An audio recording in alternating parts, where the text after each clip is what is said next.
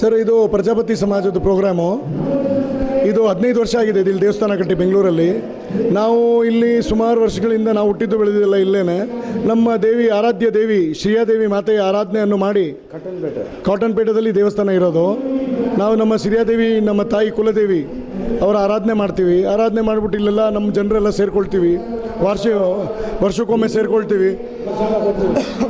ಸೇರಿಕೊಂಡು ನಾವು ಪ್ರೋಗ್ರಾಮ್ ಮಾಡ್ತೀವಿ.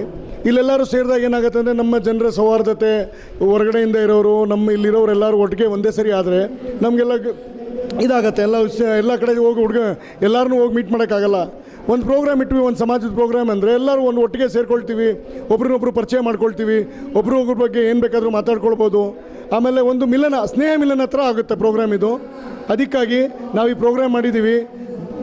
ಮತ್ತು ಈ ಪ್ರೋಗ್ರಾಮ್ ಪ್ರತಿ ವರ್ಷ ಮಾಡ್ತೀವಿ. ಪ್ರತಿ ವರ್ಷ ಈ ಪ್ರೋಗ್ರಾಮ್ ನಡೀತಾನೆ ಇದೆ ಸತತ 15 ವರ್ಷಗಳಿಂದ. ನಮ್ಮ ದೇವಸ್ಥಾನ ಇದು 2011ರಲ್ಲಿ ಕಂಪ್ಲೀಟ್ ಆಗಿದ್ದು. ಇಲ್ಲಿ ಕಾಟನ್ಪೇಟೆ ಗಜ್ಜೆಬಿ ಶೆಟ್ಟಪ್ಪ ಗಲ್ಲಿ ನಂಬರ್ 32 ಅಲ್ಲಿ ತುಂಬ ಸುಂದರವಾಗಿದೆ ದೇವಸ್ಥಾನ. ನಮ್ಮ ಕುಲದೇವಿ, ನಮ್ಮ ಆರಾಧ್ಯ ದೇವಿ ಶ್ರೀರಮಣಿ ತಾಯಿಗೆ ಜಯವಾಗಲಿ ಮತ್ತು ನಮ್ಮ ಪ್ರಜಾಪತಿ ಸಮಾಜಕ್ಕೆ ಜಯವಾಗಲಿ ಅಂತ ಕೋರ್ಕೊಳ್ತೀವಿ. ಮನೆಯಿಂದ ಏನೆಲ್ಲ ನಾವು ಸಂತೋಷ ಪಡ್ತೀವಿ. ಎಲ್ಲರೂ ಹೋಗ್ಬಿಟ್ಟು ಸೇರಿದ್ದೀವಿ, ಎಲ್ಲರೂ ಸಂತೋಷವಾಗಿ ಎಲ್ಲ ಸೇರಿದ್ದೀವಿ. ಈ ಶ್ರೀಯಾದೇವಿ ಮಾತಾ ಇದೆ. ನಾವು ವರ್ಷ ಇದು ಪ್ರೋಗ್ರಾಮ್ ಮಾಡ್ತಾ ಇರ್ತೀವಿ. ಜನಗಳೆಲ್ಲ ಬರ್ತಾ ಇರ್ತಾರೆ, ಪೂರ್ತಿ ಕರ್ನಾಟಕವರು ಬರ್ತಾರೆ.